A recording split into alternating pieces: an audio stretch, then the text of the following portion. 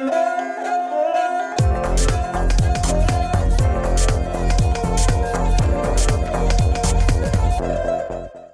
hello and welcome to another episode of Hunar Charcha, our online series in which we bring you face to face with artists and creators from all over the world and find out what their journey has been in the art world and how they are coping, especially now in this era of the pandemic, how they are coping with the pandemic. So, let me begin by introducing you to our panelists.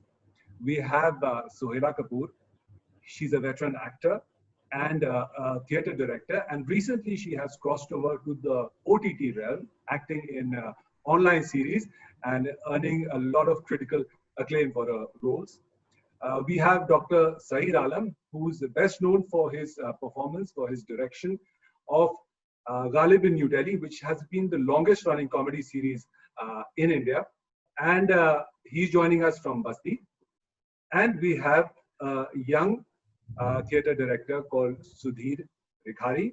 He has recently debuted his online series, online production called Tansen, which he had earlier debuted face to face in a theatre in 2017. So a very warm welcome to all of you, and thank you for joining us at Hunar Charcha. Sohaila, I want to begin with you. You've just wrapped up your recording of a production that you have directed called Saap by Ismat Chugtai. Hi, Seth. Bhavli na bano. Chup. उफ, किस कदर उदासी छाई हुई है। माफ करना गफ्फार, तुमने बिल्कुल यही जुमला सुबह दोहराया। रफिया, आपका इरादा तालीम जारी रखने का है? क्यों? भला ऐसी क्या खुशी की बात होगी कि पढ़ाई छोड़ बैठेंगी है? हाँ? खूब।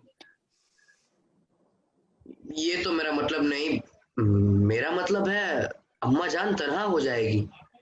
जैसे ये उनके पहलू से ही तो बैठी लगी रहती थी ना। उन्हें एक गमख्वार और हमदर्द की तो जरूरत होगी। किस कदर बेवकूफ हो तुम। भला ये बेगम साहिबा अम्मा जान की दिलजोई करेंगी? भाई उनके शौहर का इंतकाल हुआ है और ये कतई नामुल बदल नहीं हो सकती। भाई सैद, न मैं तुम्हारी तरह चालाक हूँ और ना चर्ब ज़बान। फिर आपको ऐसी पुरसा देने की आफत क्या पड़ी है? सैद, तुम तो इंसान के पीछे ही पड़ जाते हो। और तुम कौन? गफ्फार की हिमायत लेने वाली? इसके मुंह में जबान नहीं है? जबान तो है, तुम्हारी तरह मुंह में तलवार नहीं है। मैं क्यों ना लूं हिमायत?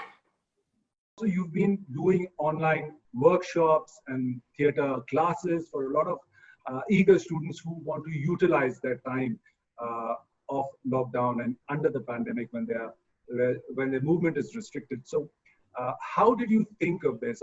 What gave you this idea of going online with theatre? Well, first of all, it was the pandemic, and it is a big blow for theatre makers because all the auditoria are closed, they're shut. So अब वो बैठकर हम सोच रहे थे क्या करें. Movies should I do movies, I do web series, even work as an actor had dried up. But the director in me is always eager to do something new, create something new. And I've been hearing that Zoom is being used by a lot of people for conferences, So I got together my group and I said, look, can we have online masterclasses in acting? Because a lot of people have been getting in touch with me over the years saying, ma'am, when are you starting your masterclasses or whatever? We want to learn acting from you. All age groups. So I asked them, they said, okay, what we'll do is we'll organize a masterclass. Let's see how it goes. Right. So we've had 2 masterclasses, one weekend and one a daily one. And then plus we've had one class for children and all of them were very successful. So then we started thinking, what now? The classes are over. They're not able to perform and they're not going to get an opportunity that easily because they're newcomers. They were ranked newcomers with the exception of 1 or 2 people who've done some work in theatre, not very much. So then I hit upon this idea and I said, me and my partner, Ratnesh Kumar, and Ratnesh Singh, he said, "Ki ma'am, why don't we employ these people? I mean, employ in the sense creatively. Nobody's Right. paying anybody anything. We're not earning either, Mhm. and try and do an online play." So Mhm. then I decided, I said, listen, it can't be a play, because for a play, you have to move around. It has to be a camera. And Zoom means you have to sit static. So why don't we select plays of, great authors, great literature, Which are where more you can dependent sit on and dialogue. which are more dependent on dialogue and less on movement. And that's what we decided. And so we decided on Manto and Ismat Chugtai, because they're classics. And a lot of people are wanting to do both these playwrights. They're very relevant today. Mhm. So we did two plays. We did Hatak and Jeb Katra by Manto, and we did Samp and Banne by Ismat Jugtai. I just finished shooting Samp right now, about 15-20 minutes ago, just before I came on. And they've been very successful. We just, upload them on our Facebook, and a lot of people are responding and saying it's fantastic. एक तो ये है कि आपको उर्दू का मतलब लहजा जो है ना, उर्दू जबान जो है, जी. वो बहुत खूबसूरत है. And many Urdu plays really have died a death in the capital particularly. इतने होते नहीं हैं. हिंदी पर ज्यादा, हिंदी जबान पर ज्यादा emphasis है, English पर है. तो एक तो उसका मजा, their writing is so powerful. Right. एक language का मजा, एक the characters that they have created. They were both social activists, particularly Manto. And as you और said, मुझे these लगा authors are very relevant in our time right now, because they are were very relevant revolutionary because and they were yes, because the issues that they dealt with are very relevant today. right. Caste, class, rich and poor, discrimination, all these things are very much alive today. Right. So which is why they've been successful, I think. Right. And I think online is the future for theater. It's not a very nice thing to say, because a lot of theater people rebel when I tell them that. But I said, कब खुलेगा auditorium? और जब खुलेगा तो उसमें 50% capacity. Maybe the tickets will go up to make up for that, loss of money. तो ये इसको अगर हम develop करें, we need some youngsters to develop this technology. Right. ताकि हम अभी अच्छे हाल ही अच्छे में plays कर सकें. मैंने एक आर्टिकल पढ़ा Atlantic magazine में था, and it asked a very relevant question. So the question, which was also the headline of the article, was when will we want to sit in a dark room full of strangers again? And it is a very sort of question full of fear and foreboding for people in the theater world, because right now we have been grappling with this sort of unknown, unforeseeable future, where we don't know when or how this will end. So it becomes very relevant for people in the theater world, like Sohaila suggested, to find ways to sort of reimagine our context, reimagine our scenario, और उसी And remain relevant. Yes. remain relevant. उसी के संदर्भ में हम सुधीर जी से बात करेंगे, क्योंकि उन्होंने एक प्ले जो अभी स्टेज किया है, उससे पहले डेब्यू किया था, और काफी उसको क्रिटिकल अक्लेम भी मिला था, तानसेन नाम का. और ये प्ले इसलिए इम्पोर्टेंट है क्योंकि इसमें ये आर्टिस्ट का जो एक पर्सनल जर्नी होता है उस पे फोकस है. तानसेन एक जो हिस्टोरिकल कैरेक्टर है जिनको हम सब जानते हैं, अकबर के नौरत्नों में से एक, उनका कैरेक्टर, उनका लाइफ स्केच में के थ्रू दुनिया को देखने, आर्टिस्ट की दुनिया को देखने की कोशिश की है. स्पर्शी दृश्य था. तानसेन ऐसे विदा हो रहे थे जैसे कोई पिता अपनी इकलौती संतान को भरे हृदय से विदा कर रहा है. राजा रामचंद्र स्वयं तानसेन का डोला उठाए अपने कंधों पर सबसे आगे चल रहे थे.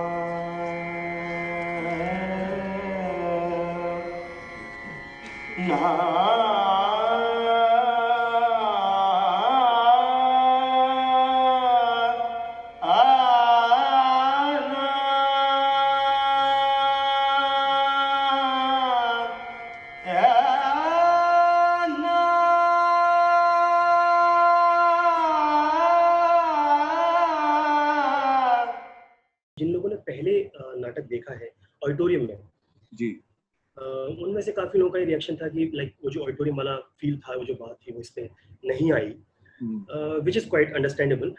लेकिन उसमें फिर हमारे भी अपने कुछ चीजें हैं कि वो क्यों नहीं हो सकता, क्योंकि ऑडिटोरियम में आप अपना पैसा खर्च करके जाते हैं, एक अंधेरी जगह, जैसा कि आपने भी कहा, अननोन लोगों के बीच बैठते हैं, फिर एक जना माइक पे आके आपको धमकाता है फोन बंद करो, वाइब्रेशन मोड में डालो, बहुत सारी चीजों के साथ आप एक साइकोलॉजिकल जर्नी के साथ फिर आप एक नाटक देखना शुरू करते हैं। और ऑडिटोरियम में घुसते ही हम आपको एक नाटक की दुनिया में पहले इंट्रोड्यूस करते हैं। वो म्यूजिक चल रहा होगा या कुछ लाइटिंग उस तरह की, थोड़ा वार्म अप हो जाता है ऑलरेडी कोई। बिल्कुल बिल्कुल आप होते हैं। अभी जब हम यहाँ देख रहे हैं तो फिर यहाँ पर ऑडियंस का वार्म अप दूसरे तरीके का है। वो घर में बच्चे चिल्ला रहे हैं, उस वक्त लौकी भी बन रही है, या बेल पे कोई आ गया, दरवाजे पे कोई आ गया, हाँ सब कुछ हो रहा है, और उसी बीच उनका फोन भी चल रहा है, पीछे आईपीएल भी चल रहा होगा, आईपीएल भी चल रहा है सेम टू सेम टाइम। तो इन सारी समस्याओं के बीच में आपको लैपटॉप स्क्रीन पर या फोन की स्क्रीन पर बैठा एक आदमी है जिसका ध्यान अपनी तरफ पकड़ के रखना है। तो मैं सिर्फ इसी बात से खुश था कि भाई 81 लोगों ने देखना शुरू किया था, और उसमें से 75-76 लास्ट तक बचे थे। Wow, that is a big number, I must say. और हमारा प्ले जो है वो करीब 2 घंटे का नाटक है हमारा, it's a long play. Play के बारे में थोड़ा कुछ बताइए, जो तानसेन प्ले है उसके बारे में।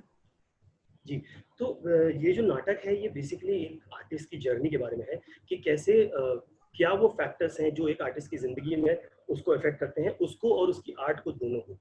बस अल्टीमेटली देखा जाए तो हमारी सबकी जर्नी इंसान के तौर पर जो है वो कहीं ना कहीं पहुंचने की है, या किसी न किसी खोज की है।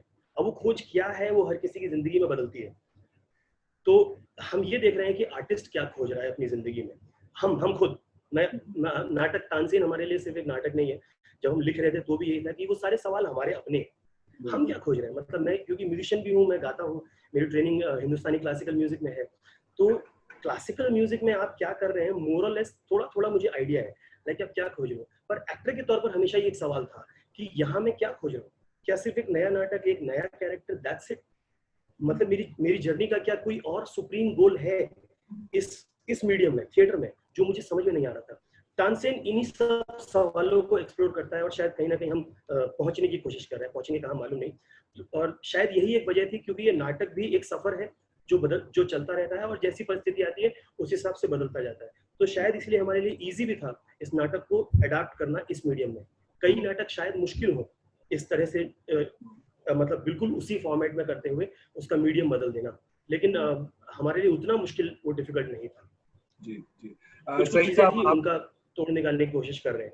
जी सही था। आपसे मैं जानना चाहूंगा, क्योंकि आपका जो जॉनर है वो कॉमेडी है, और कॉमेडी आज के समय में ज्यादा रेलेवेंट है, क्योंकि सटायर भी है, कॉमेडी भी है, और बहुत क्या कहते हैं, हमारी सोशल सिचुएशन से जुड़े हुए कई अहम सवाल आप गालिब के थ्रू उठाने की कोशिश करते हैं। सवेरे तक पूरे भारत भर को ज्ञात हो जाएगा कि गाड़ी बीसी न्यू दिल्ली फिलअप नौकरी का पूछते, चल छोटी बात, फिर तो आपको भारत रत्न मिल जाएगा भाई, भारत रत्न। सुनिए, वैसे भी 2 साल से किसी को नहीं मिला है, नहीं मिला। जितना भी डिजर्विंग लोग था ना वो सबको दे दिया। पहला वो लता मंगेशकर, उनको दे दिया, दूसरे अपने सचिन तेंदुलकर, उनको दे दिया, एक का फैमिली हो गया। अब आइए अटल बिहारी वाजपेयी, उनको दे दिया। चौथे अपने आडवाणी सर, अब आडवाणी सर को पद्म विभूषण दे दिए। अब उनको कुछ तो मिलना चाहिए था ना। अब तो केवल आप ही बचे, आप ही पक्का आखिर आप नहीं भैया, एक और नाम दिए। कौन? अमित शाह। अरे वो अभी पार्टी का सेवा कर रहे हैं, जब देश का सेवा करेंगे तब ना मिलेगा उनको। आप ही को मिलेगा भैया, आप ही को मिलेगा। नहीं भैया। कौन? अमिताभ बच्चन। जब आप उसको ऑनलाइन मीडियम में लेके आए तो उससे आपको क्या रिस्पांस मिला, एक, और क्या as a creator, as a director, as a theatre performer आपको कितना सेटिस्फैक्शन मिला उस परफॉर्मेंस को करके? देखिए, मैं कहूँगा कि ऑडियंस की तरफ से मुझे खासा अच्छा रिस्पांस मिला। मैं आपको सच बताऊं, बड़ा अजीबोगरीब रिस्पांस रहा है। मैं अपना ऑनलाइन प्ले 10 मिनट बर्दाश्त नहीं कर सका। मुझे ये बात यहाँ बोलनी नहीं चाहिए, लेकिन मेरे ख्याल से मुझे ईमानदारी से भी काम लेना चाहिए। मैं यहाँ आप सबके सामने ये जी सही साहब, आप सुन सकते हैं मुझे? भाई मेरा फोन बार बार कह रहा है इट्स ओवर हीटिंग, अच्छा, ओके। जबकि मैंने ऐसी कोई बात कही नहीं है अभी तक। वो in anticipation, it's overeating in anticipation. Anyway, आप कंटिन्यू करिए। है प्ले, जी नाटक सिर्फ ड्रामा या कोई लिटरेरी एक्टिविटी नहीं है। तो मैं खुद अपने ऑनलाइन प्लेज नहीं देख पाता क्योंकि मैं उस वक्त बिल्कुल बिल्कुल। और I think we also need to reimagine the scenario that we are in. Try to work within the restrictions Yes. and narrow bylanes Yes. that we are sort of navigating right now. आत्मनिर्भर भारत भाई, आत्मनिर्भर, बिल्कुल बिल्कुल ये एक हिस्सा होना चाहिए उसका। बिल्कुल। Suhaila, do you want to take over from here and continue about the sort of drawback that Saeed Saab has pointed out? That Yeah. No, I understand. All of us theatre makers go through this. Naturally, we want an audience. और जो life का charm है, वो तो movie में भी नहीं होगा. You know, Right. sitting movies also digital, na? Right. It's like online. You know. तो वो, लेकिन अगर आपके पास वो मौका नहीं मिल रहा है आपको, तो इसका मतलब नहीं है कि आप अपने ग्रुप को रैप अप कर देंगे। तो मेरा कहना ये है कि ये फ्यूचर इसका है, इन द सेंस कि there is no, you can predict what the future will be, the conditions as they are. Auditorium जैसे मैंने कहा, खुलेंगे नहीं खुलेंगे, कितने लोग आएंगे उसमें, वो लोग हिचकिचाएंगे to be in a close space. तो I think you know, techies and theatre makers should get together and develop this medium. और वो मूवी से और ओटीटी प्लेटफॉर्म से अलग होना चाहिए, और अलग होगा, क्योंकि the themes and the way it's handled, the whole style is different. अगर आपने टाटा स्काई देखा होगा, टाटा स्काई में है theatre, it's online theater, literally. That is what it is. On television you can watch it, TV on theater. That's a very good opportunity to to see plays that you can't see. I think Z5 has also started regularly. this. There's a channel for it. Huh? Z5 ने भी शुरू किया है। Theatre एक category है, genre category है। तो ऐसा कुछ नहीं है कि लोग नहीं देखते हैं, वो डिस्टर्बेंस तो होती रही है। मूवी भी देखेंगे नेटफ्लिक्स की तो बच्चे अंदर आएंगे, शोर मचाएंगे, अरे आप क्या बात करते हैं, हॉल में बैठे बैठे लोग फोन करते, इतनी जोर जोर से बात करते हैं। You have to tell them please keep quiet, we watching a movie. तो डिस्टर्बेंस आएगी। You have to develop your focus also. If you really interested you will focus. तो अगर टाटा स्काई पर, टेलीविजन पर आप थिएटर कर सकते हैं, TV theatre as it's called, तो why not online? Only thing is, जैसे सईद जी के साथ हो रहा है, इट्स कट रहा है, it's online is not that continuous, तो उसको कैसे डेवलप कर सकते हैं? उसको अगर डेवलप करें तो I think we have an answer, definitely. I would also like to ask, I mean, this is a question which is open to all of you. The question of earnings, like, because when you have a play which is debuting in a theater, which has ticketed audience coming in to sort of see your play, earnings are definitely affected in this scenario. But how do directors like yourselves fit into these existing cracks within the system that have emerged because of the pandemic? What are the ways and means that you are employing to sort of get a paying audience for your plays? Well, when the audience realizes that it cannot go, एक साल से वो theater जा ही नहीं सके हैं, then they will automatically pay to see a good production. और आजकल हो रहा है. There are people, well-known directors from Bombay and Delhi, who are charging money to let people in. There's a whole system that has developed alongside it. So जैसे आप इस technology को develop करेंगे, all those things will come in naturally. It's already coming in. So I don't see a problem there. Yes, आप 1000 रुपए की ticket नहीं लगा सकते, अगर आप मुगले आजम देखने जाएं तो आप 2000 की टिकट है. A grand production is a no-no online. फिर तो आप मूवी ही देख लीजिए ना. उसका charm, उसके attraction तो कुछ और ही है, that you see so much color and beauty on stage. लेकिन छोटे plays तो आप कर ही सकते हैं, 4-5 लोग actors के, and you can do classics. You can really put contemporary writing on on the net, Right. And things which you couldn't have possibly produced on stage, you can do here. Yeah, you can do that.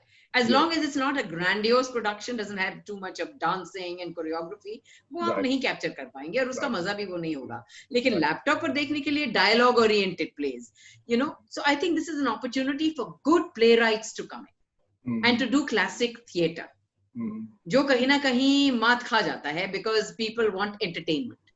अगर वो entertainment aspect cut गया, then people will start getting used to it. उनकी भी आदत बन जाएगी to see good writing on their laptops. तो तुम्हारा इरादा है कि अब्बा जान के इंतकाल के बाद जरा भी इजहार गम ना करें? आखिर लोग क्या कहेंगे कि एक जरा सा टुकड़ा लगाना भी दुश्वार है. लाओ दूधिया कोट लाके दो मुझे. क्या कहेगी दुनिया, बकने दो, मुझे ये दिखावा पसंद नहीं. तुम तो ना बस दीवाने हो. आखिर इसमें क्या बुराई है? होने दो मुझे दीवाना. क्या मैं दुनिया में डुगडुगी पीटनी कि भाई हमारे बाप का इंतकाल हो गया है, जिसका मैं बड़ा गम भी है. यकीन नहीं तो देख लो काली पट्टी. ये तो मेरा मतलब नहीं था ना सैद. अच्छा तो फिर तुम्हारा क्या मतलब था? ये जो सियाह कपड़े पहनी हो ना, खूब जानता हूँ क्यों पहनती हो ये. क्यों पहने हैं? जरा बताना तो सही. इसलिए कि थोड़ी गोरी नजर आओ. तुम पागल हो क्या? ऐसे नहीं पहन सकती मैं. नहीं तो फिर इसलिए कि कि कॉलेज के लड़के सोची की बड़ी फर्मा बरदार बेटी, देखो कैसे मातमी लिबास पहनी है बेचारी. कतई नहीं. तो फिर शायद इसलिए कि तुम जाहिर कर दो कि तुम्हारा मजाक इस मामले में शीला, खालिदा वगैरह से ज्यादा बुलंद है, कि वो तुम्हारे जितने मैचिंग मातमी लिबास पहन ही नहीं सकते. सुधीर, आपका क्या एक्सपीरियंस रहा? क्योंकि ये प्रोडक्शन जो आपने किया है, ये आपने it's your self-directed and self-created play, and I think it was also ticketed, right? Ticketed, yes. So how was your experience in the questions that I just put forward? हम तो काफी एक्साइटेड थे. हम लोगों ने इतनी भी उम्मीद नहीं की थी कि हमने कुछ 85 टिकट सेल किए थे. सो हम तो इतना भी उम्मीद नहीं करते, क्योंकि मैं थोड़ा सा म्यूजिक फील्ड में भी हूँ, तो म्यूजिक में भी हम लोग जो कर रहे हैं और जिस तरह का सीन देख रहे थे, तो लोग टिकट नहीं लेते. अब वो ये भी वजह है कि म्यूजिक और डांस हमारे यहाँ स्पेशली दिल्ली में म्यूजिक और डांस के शोज ज्यादातर फ्री होते हैं.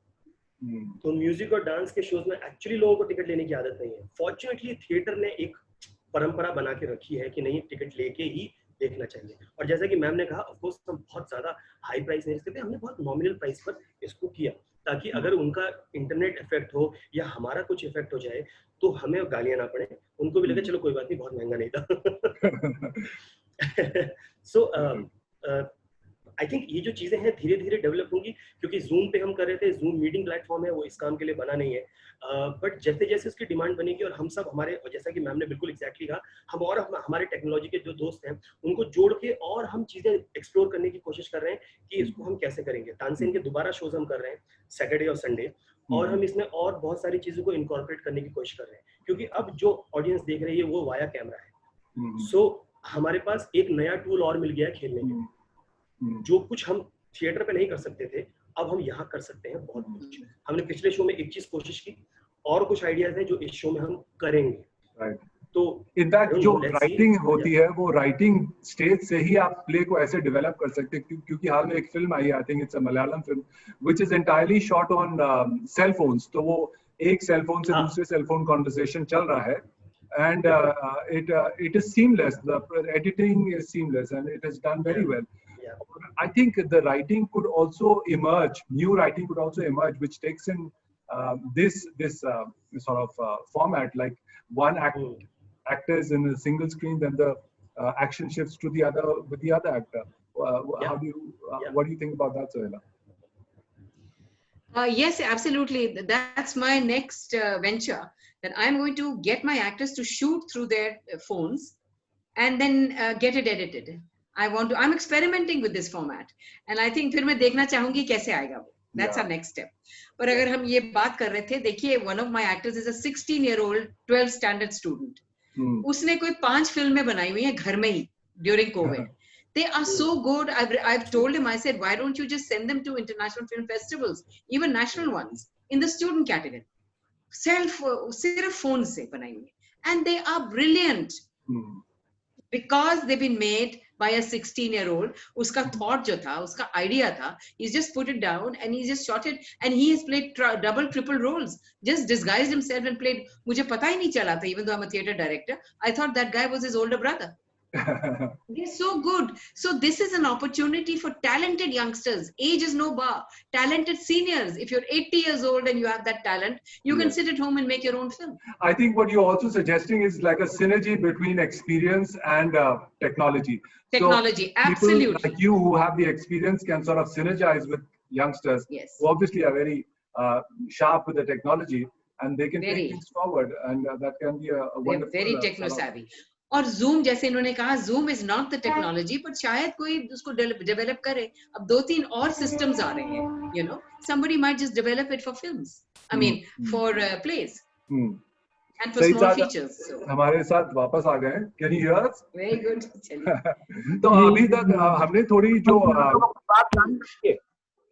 हम थोड़े जो पॉजिटिव एस्पेक्ट्स हैं इस पैंडेमिक के या theatre in the time of corona के उसको डिस्कस कर रहे थे. आप कंटिन्यू करिए, आप जो हमें बता रहे थे आपका पर्सनल एक्सपीरियंस रहा उसके बारे में.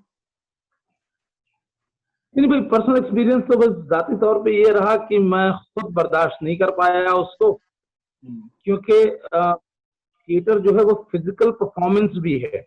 बिल्कुल. ऑनलाइन अपना ही प्ले देखना ऐसा है जैसे आप अपना ही कोई पुराना वनडे देख रहे हो. आपने उसमें अगर सेंचुरी पारी हो तो वो पुराना वनडे, पुरानी रिकॉर्डिंग आप देखेंगे तो आपको अच्छा नहीं लगेगा. तो मेरे ख्याल से थिएटर जो है वो स्पोर्ट्स ज्यादा है और ड्रामा या लिटरेचर कम है. लेकिन उन लोगों को बहुत अच्छा लगा जिन्होंने कभी ये ड्रामा स्टेज पे देखा ही नहीं था. तो एक जो पॉजिटिव पहलू था वो ये था कि भाई थिएटर के साथ एक सबसे बड़ा जो माइनस पॉइंट है वो ये है कि उसको बैक वक्त 500 से ज्यादा लोग देख ही नहीं सकते. तो उन्हें क्यों इससे दूर रखा जाए जो अमेरिका से दिल्ली आके आपका ड्रामा नहीं देख सकते और आप अमेरिका जा नहीं सकते जब तक कि आपकी परफॉर्मेंस जो है वो सोलो परफॉर्मेंस ना हो. तो हमारा प्ले मौलाना आजाद वहां बार बार बुलाया जाता था और दूसरा कोई प्ले कभी नहीं बुलाया गया. तो उनको तो महरूम रखा जाए जो ऑडिटोरियम में आके नहीं देख सकते. तो मैं सुहेला कपूर साहिबा से मुत्तफिक हूँ, बल्कि एक किस्म का अगर हम बैलेंस कायम कर सकें, और वो बैलेंस ये हो कि नाटक जो चाहे वो स्टेज पे देख ले और जो चाहे वो अगर उस शहर में मौजूद नहीं है तो भी देख सके. तो ये एक बड़ा पॉजिटिव पहलू ये था कि हम डर रहे थे कि साहब हमारा कैमरा वर्क या हमारा कैनवस वो तो नहीं है जो फिल्मों का होता है. भाई फिल्मों में आमतौर पे आजकल 3 चीजें देखी जाती हैं, सेक्स, वायलेंस और क्राइम, और ये तीनों की तीनों चीजें हमारे ड्रामों से नादारद हैं. हमें तो लग रहा था कि सुपर फ्लॉप होगा, लेकिन लोगों ने इस वजह से हमारे ऑनलाइन प्लेस पसंद किए कि इसमें सेक्स, वायलेंस और क्राइम नहीं था. तो मेरा ख्याल ये है कि बल्कि एक साहब ने बहुत अच्छा मजाक किया, आप क्योंकि खुद इस मीडियम से जुड़े रहे हैं तो आपको ज्यादा बेहतर मालूम होगा.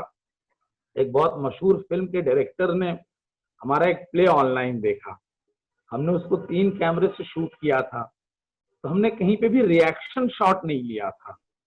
तो वो डायरेक्टर साहब बोले भाई हमने आज पहली बार एक चीज सीखी कि किसी भी फिल्म में रिएक्शन की जरूरत नहीं होती, तो बगैर रिएक्शन के भी एक फिल्म दिखाई जा सकती है.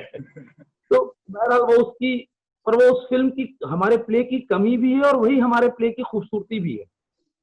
या वही ड्रामा हमारे प्ले से मेरी मुराद है कि जो भी ऑनलाइन थिएटर हो रहा है या जो भी ऑनलाइन परफॉर्मेंसेस हो रही हैं, इनकी एक बहुत बड़ी खूबसूरती हो सकती है कि आपको कोई बहुत अजीब व गरीब किस्म के कैमरे एंगल्स नहीं रखने हैं कि वो आग एक शॉट में आग की पुतलियां दिख रही हैं, दूसरे शॉट में जो है वो थोड़ा सा वाइड हुआ तो पूरी आग दिखने लगी, तीसरे शॉट में जो है वो उसका नाक तक आया चेहरा और फिर उसने अपना. सुधीर, मैं आपके पास आना चाहूंगा. अभी जैसे हमने बात की जॉनर्स की, जैसे सईद साहब ने कहा कि कुछ चंद ही जो जॉनर्स हैं which are sort of marketable, चाहे वो OTT प्लेटफॉर्म में हो या फिल्म प्लेटफॉर्म में हो. music is one genre which is extremely popular. और recently जो एक हमने देखा OTT में successful series Bandish Bandits के नाम से, it has really brought out the inner workings of the music world, so to speak, into for everyone to see. And since you are connected to music as strongly as you're connected to theatre, how would you want to sort of explore that in the coming days? हमारा तो जैसे कि जो हमारी company का नाम है, it's called the Trialogue Company. So the basic idea of our work is to collaborate between the three art forms mainly. So हमारा जो काम है वो ज़्यादातर collaboration है, और क्योंकि हम ज़्यादातर क्लासिकल आर्ट फॉर्म से जुड़े हुए हैं, तो हम उनको किस तरह से एक मॉडर्न सेंसिबिलिटी के साथ या मॉडर्न कॉन्टेक्स्ट में हम ला सकते हैं, ये हमारी कोशिश है. अदरवाइज क्लासिकल आर्ट जनरली वो अपने एक चीज में फंसी होती हैं, फंसी नहीं कहूँगा, वो उनका फोटे है या साल दर साल उन्होंने जो उनकी जर्नी रही है वो वहां तक पहुंचे. हम कोशिश कर रहे हैं कि उसमें हम एक मॉडर्न सेंसिबिलिटी या ये जो अभी की हम बात कहना चाहते हैं, क्योंकि थिएटर की सबसे बड़ी चीज है, थिएटर अभी की बात करता है, वो हमारी बात करता है, हमारे जमाने की बात करता है, और सबसे इंपॉर्टेंट चीज उसमें बात जाती है. म्यूजिक और डांस क्लासिकल खासतौर पे वो भाव की बात करते हैं, तो हम कोशिश कर रहे हैं कि इस भाव और इसको मिला के रखें. यहाँ पर मैं एक चीज थोड़ी सी और कहना चाहूंगा कि ऑनलाइन परफॉर्मेंस को दो तरीके से देखें. एक ऑनलाइन परफॉर्मेंस है जहां पर वो प्री रिकॉर्डेड है और इस वक्त प्रीमियर की जा रही है, और एक दूसरी तरह की चीज है जो कि ऑनलाइन जा रही है बट परफॉर्मेंस लाइव हो रही है. सो आई थिंक वो मीडियम का जो डिफरेंस है ना, आई थिंक वो हम ज्यादा बेहतर कर पाएंगे, क्योंकि अदरवाइज जो हमारे ऑडिटोरियम में रिकॉर्डेड नाटक हैं उनमें वो इश्यू आएगा, क्योंकि वो हम परफॉर्मेंस ऑडियंस के लिए कर रहे हैं, तो ऑब्वियसली वो एंगल्स, वो एनर्जी, वो everything is because of that.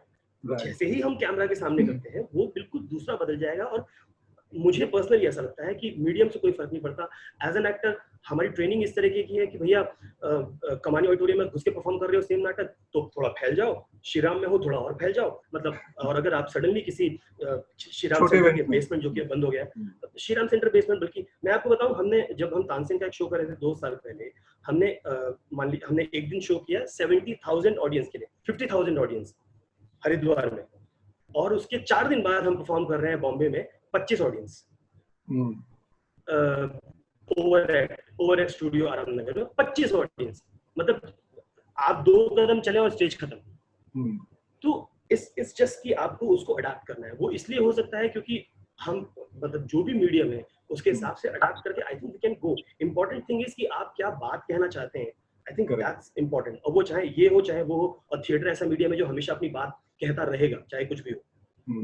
हाँ, because हमने street theater भी देखा है, and theater has evolved, which is a great positive aspect to look forward to in the days to come. एक चीज जो है state patronage की, जो हम देखते हैं developed countries में, यूरोप में, UK में खास तौर से, where theater is a revenue earner.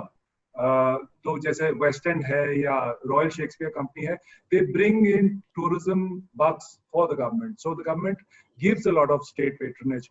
यहाँ पे कहीं ना कहीं वो स्टेट पेट्रोनेज का एस्पेक्ट ज्यादा एक्सप्लोर नहीं हुआ है. May be Suhela can throw some more light on that. State patronage कम है यहाँ. पहली सरकार थी तो शीला दीक्षित जी ने काम किया था उसमें भागीदारी में, and you had cultural events, you had plays, they were also funding you, you could go and meet her, and agar unko, if they like the product, then they would pay you, you know, they would give you the money. I myself have been funded twice. अब क्या है कि अब ideological differences आ गए हैं, तो अगर आप बीजेपी के आइडियोलॉजी के मुताबिक अगर आप कुछ करें, जैसे आप रामायण करें, एपिक्स करें, there is no harm in that at all. It's grand literature. अगर आप करना चाहें, अच्छी तरह लिखें, तो शायद आपको वो दे दें, लेकिन उससे हटकर अगर आप कुछ करें कंटेम्पररी थिएटर तो मुश्किल होती है. Do not expect it there. ये फर्क आया है दोनों रेजिम्स में. So it is dependent on who is at the helm. There is no policy as such. No, I think it's a policy which has not been declared openly, but as theatre practitioners we know कि अगर हमारे पास एक ऐसा project होगा तो शायद उसमें it probably will be funded if you know the right people. Right people तो किसी सरकार में भी, किसी, you have to know the right people there also. और अगर हम ऐसा लेंगे something which is contemporary, nothing to do with the ideology, then probably it will not be accepted. ये तो है, ये फर्क तो है, ये हमें खुद पता है, though it's not been very explicit. Right. तो आपको you have to decide as a playmaker, as a theatre practitioner कि आपने क्या करना है. If you want state funding, then you must do things that you feel will get that funding. You know, you do your networking and you write a play that will, you know, that is very close to the ideology. तो आपको मिलेगा. But if you're doing something extremely different and you expect the money, you can forget about it. वो नहीं होने वाला. So you have to be very practical about these things. You have to know exactly आपको कौन सी राह पकड़नी है और आपको उस राह में क्या मिलेगा. और आने वाले दिनों में जैसे कि अभी गवर्नमेंट ने भी अनाउंस किया है कि we will open the theatres which with social distancing norms with 50% capacity. Does that give you any hope for the days to come? Do you think you feel positive about that, Sudhir? Monetarily very little. Not much of a hope. कम लोग आएंगे भी तो if they come at all, they will be conscious कि दूसरा आदमी आपसे कितनी दूर है. Also, you know, there will be more misses than hits, I think. You know, people used to look forward to theatre आकर कुछ अच्छी grand चीज देखेंगे. जब उसमें पैसा ही नहीं होगा तो grand चीज कौन produce करेगा? मुश्किल हो जाएगा. तो मुझे तो बहुत tepid सा लग रहा है future इसका. आप पुराने plays कर सकते हैं. To launch a new play would be very difficult. You have to wait and watch. You don't know how it opens up. Everything is very unpredictable these days. So there is a clear line of pre-COVID time and post-COVID time. 100%. Right. And now you have to sort of reimagine a post-COVID scenario, especially as far as theatre goes. I don't think you can, Dheeraj, you can even reimagine. You have to live it. वो जब आपके ऊपर आएगा तब आपको पता चलेगा. बिल्कुल. अभी तो choice ही नहीं है. There's no choice. Choice नहीं है. You can't decide. कुछ पता नहीं है future का. Right. हम themes की बात करेंगे. What are the kind of themes? क्योंकि जैसे सुधीर आपका experience रहा है. What do you think is the audience का एक sort of leaning होती है कि ये ज़्यादा अगर online में देखने की मजबूरी है, तो हम online में किस तरह का genre, किस तरह की themes पसंद करेंगे देखना in a format which is sort of fixed in a screen in front of you. Your eyes cannot move from left to right or up to down. जैसा stage में आपको दिख सकता है. So what kind of themes are more sort of easily moldable into this new format? ये कहना मेरे लिए तो बड़ा मुश्किल है. I mean, I don't know. पर जो जैसा कि अभी हम थोड़ी देर पहले डिस्कस करें तो सईद साहब ने भी कहा कि ये चीजें हैं जो ज्यादा बिकती हैं. और नहीं, सईद साहब ने एक चीज उसमें से मिस आउट कर दी. कॉमेडी भी बिकती है. कॉमेडी और जिसके बिकती है. मैं एग्जैक्टली उसी पे आ रहा था. मैं एग्जैक्टली उसी पे आ रहा था कि चौथी जो चीज बिकती है वो सबसे ज्यादा कॉमेडी है. तो वो तो जो है सो है चल ही रहा है. पर मुझे पर्सनली ऐसा लगता है कि आई थिंक परफॉर्मेंस मेकर की तरह से मैं पर्सनली क्या बिकता है मेरे लिए वो इम्पोर्टेंट नहीं है. इसका मतलब ये नहीं है कि मैं उसके जो रेवेन्यू है उससे कंसर्न नहीं हूँ. बिल्कुल. और मैं केवल आर्ट फॉर आर्ट सेक की बात कर रहा हूँ. मैं वो भी नहीं कह रहा. But what I am saying is कि अगर परफॉर्मर के तौर पर या एक क्रिएटर के तौर पर आपको लगता है कि आपको ये बात कहनी ही चाहिए और उस वक्त आप ये बात कहते हैं जब आपके अंदर से मतलब वो फूट पड़ने को राजी हो जाए. मुझे ऐसा लगता है कि तब उस बात में एक वजन होता है और वो बात चाहे कोई भी हो लोग उसको सुनते हैं. मैं तानसेन की बात करूं, जब हमने तानसेन शुरू किया था मुझे लगा था कौन देखेगा. इतना फिलोसॉफिकल और बहुत स्पिरिचुअल मोड में वो जाता है और बहुत सारी क्वेश्चनिंग की बात करता है. फॉर्म के तौर पर भी नाटक हम कई बार तोड़ते हैं.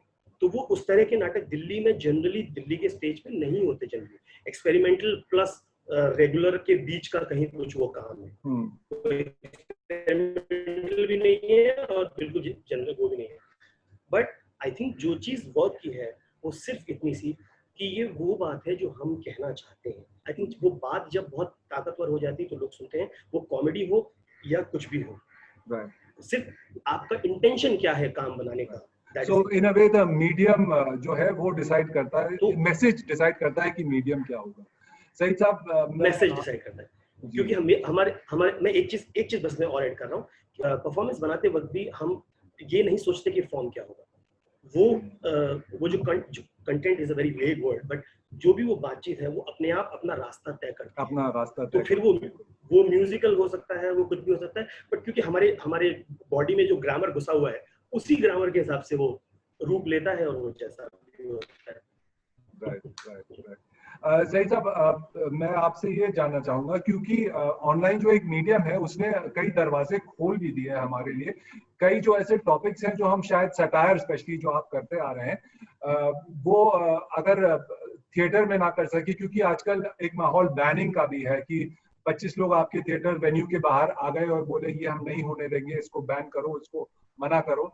और ऑनलाइन जो हमारे सामने एक नया रास्ता खुला है पॉजिटिव, उसमें आप इसको सॉर्ट ऑफ बाईपास कर सकते हैं। ये जो बैनिंग का सिस्टम है या लोगों के जो भावनाएं ऑफेंड हो जाती हैं बहुत जल्दी आजकल, वो जो सिस्टम सिलसिला चला आ रहा है, तो ये एक पॉजिटिव एस्पेक्ट है। आप मानते हैं इसको ऑनलाइन का? नहीं, देखिए जिसको आपका प्ले बैन करना होगा वो फिर ऑडिटोरियम ना पहुंच के आपके घर पहुंच जाएगा 25 लोगों को लेके, साहब इन्होंने ऑनलाइन ये कंटेंट दिखाया था। और साहब इनका तो ऑडिटोरियम में कम से कम एक फायदा ये होता था कि उसको आपके घर का पता नहीं चलता था। अब घर का पता नहीं चलता कि आप कहाँ रहते हैं। तो देखिए, मैं सिर्फ एक चीज चाहता हूँ, मैं चाहता हूँ कि किसी किस्म का बैलेंस हो सके। आप स्टेज पे वापस आए, आप स्टेज पे परफॉर्मेंसेस करें, आपको देखने वाले लोग सामने ऑडिटोरियम में बैठे हों, और जो नहीं देख सकता वो भी आपको ऑनलाइन देख सके। ये तो बहुत बहुत बहुत अच्छी बात है, और कम से कम वो कंटेंट देख सके। क्योंकि देखिए साहब, ये चीज तो आज से 100 बरस पहले ही हो गई थी। जो पारसी थिएटर होता था वो एक नई टेक्नोलॉजी आई और ये कहा गया कि साहब अब ये जो है पारसी थिएटर की हम एक फिल्म बना देंगे, उसको हम कैमरे से शूट कर देंगे और आपको फिल्म देखिए पर्दे पे जाके। तो लेकिन थिएटर किसी ना किसी वजह से सरवाइव इसलिए करता रहा कि साहब वो जो सामने, जिसको हम कहते हैं एक्टर को फ्लैश एंड ब्लड में देखना, और एक्टर अपने देखने वाले को भी फ्लैश एंड ब्लड में देख रहा हो, वो खूबसूरती जो है उसको रिप्लेस ना किया जाए, उसको की जगह पर कायम और दायम रहने दिया जाए। और इसके अलावा देखिए, अब जो आप बात कर रहे थे उसमें नुकसान ये भी है कि ये स्कोप इसने दिया है कि आप इस माध्यम से कुछ भी कह लें। अब मैं एक दो वेब सीरीज के प्रोमोज देख रहा था, उसमें बाकायदा गाली दी जा रही थी। वो जिस वजह से अपनी वेब सीरीज बेच रहे थे कि साहब हम तुम्हें उस जगह गोली मारेंगे, अल्लाह तौबा। मतलब अब इसकी वजह से एक फायदा ये हो गया कि जो चीज हम अपने घरों में या बड़ी मुश्किल से कहते थे कि कोई और ना सुन ले, वो अब आप सरेआम और खुलेआम जो है वो वेब सीरीज और टेलीप्ले और सिनेप्ले या सिनेमा के माध्यम से कह देते हैं। तो ये फायदा और नुकसान, इस सूरत में हमें ये नहीं करना चाहिए कि साहब हम ऑनलाइन प्लेस करें या नहीं करें। Yeah, there's nothing to beat a personal experience, compared to a virtual space.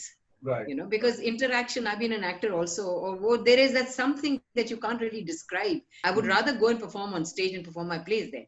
But अगर नहीं हो सका, that's a worst case scenario. अगर लोग नहीं आए, तो इसका ये मतलब नहीं है कि हम हाथ पे हाथ धर के बैठ जाएं कि भैया बंद करो, थिएटर ग्रुप काफी बंद हो गए हैं, So जब ऑनलाइन प्लेटफॉर्म है उसको डेवलप कीजिए, because theater, like Sudhir ji said, should not die. Right. तो हमें जिस तरह हवा चल रही है, we have to adapt to that and not resist it too much. That's all I'm trying to say. Because resistance से या तो फिर आप कुछ और तीसरी चीज निकालें जो कॉम्बिनेशन है दोनों का, या फिर जिससे ऑडियंस वापस आए। आप खुद इनोवेट कीजिए ना। जब नहीं हो रही है वो बात, तो फिर you have to take your message to an audience somehow. Right. That's what I'm saying. सही साहब, आपसे मैं जानना चाहूंगा, एक क्लियर डिमार्केशन हो गया है आज कि एक पोस्ट कोविड सिनारियो है और एक उससे पहले प्री कोविड सिनारियो था। तो पोस्ट कोविड सिनारियो में सर्वाइव करने के लिए वो क्या चीजें हैं जो आपको as a theatre person develop करनी पड़ेगी या इन्वेंट करनी पड़ेगी अपनी कला या अपनी आर्ट को अलग करने? पहले माफी मांग लूं, मैं अभी इस प्रोग्राम की वो हालत कर रहा हूँ जो रिहर्सल में एक एक्टर डायलॉग भूल जाने पे करता है। नहीं सर, अच्छा है। जी सुधीर साहब, मैं कह रहा हूँ कि अच्छा है सर, जो हम बात कर रहे हैं उसका एक एग्जांपल भी साथ साथ चल रहा है। लाइव एग्जांपल साथ साथ चल रहा है। मैं सुहेला जी से बिल्कुल अग्री करता हूँ, मुत्तफिक हूँ। आप अगर नहीं हो रहा है, स्टेज पे परफॉर्मेंसेस नहीं हो पा रही, तो इसका ये मतलब नहीं है कि जब तक कि वो न शुरू हो 2.5 साल तक, तब तक आप स्टेज पे आप किसी किस्म की कोई परफॉर्मेंस मत कीजिए। So that is a very positive consensus which we have all sort of agreed upon, that we need to do things. We need to do things differently from the way we have been doing them. But that the positive aspect is that there are theatre directors, veterans who are adapting to this new scenario, and they are also eager to sort of bring about this marriage of new technology, examples of which we have seen through all 3 of our panelists, or full journey in this post-COVID scenario, and hope that your message of positivity can be seen and admired by more people outside and inside the world of theatre. Thank you all so much for joining us. Saeed Alam Saab, Suhaila ji. Apologies for spoiling this wonderful show. Thank you so much.